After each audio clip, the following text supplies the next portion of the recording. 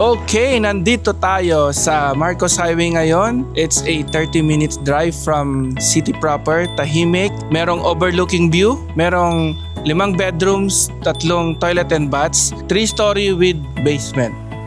Nandito kasama ko ngayon si Miss Vilma Lirpedo. Dahil kabisado po niya ang property na to. Kaya magpapatour tayo actually sa kanya. Kaya let's go!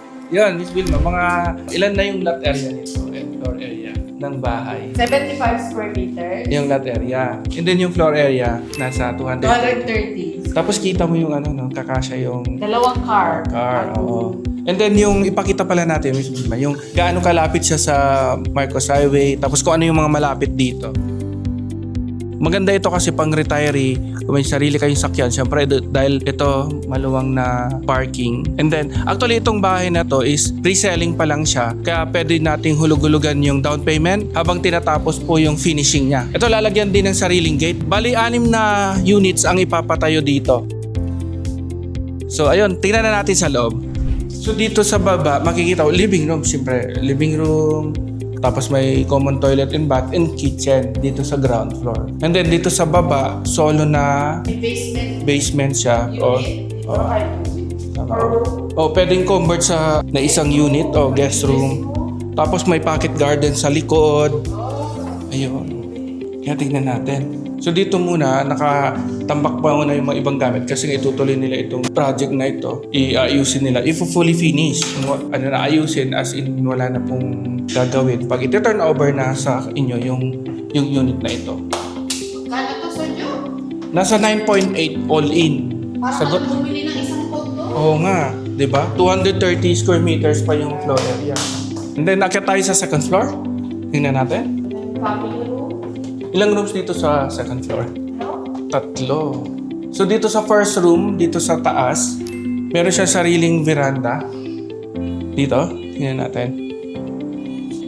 Tingnan natin yung second room.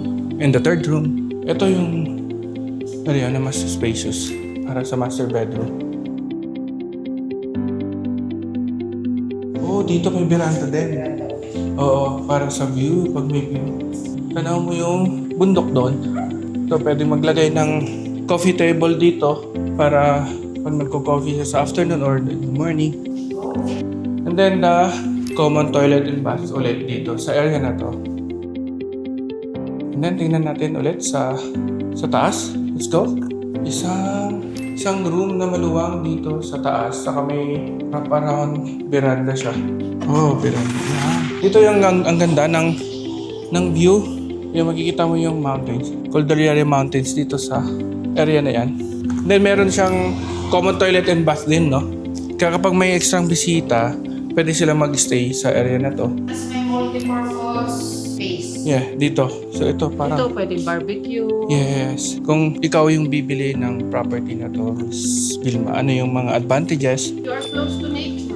Ayun. Malayo sa city Hustle and bustle ng city. And then yung, siyempre, kapag gusto mong, talaga, tahimik din. And then, siya, pang-retirement siya, no? So, yun, sa mga gusto pong makita ang location na to, ang property na to, click nyo lang po yung send message na to, and then, we'll send you the full details, and schedule po tayo ng house tour para maipakita po namin ang unit na to. Yun, thank you.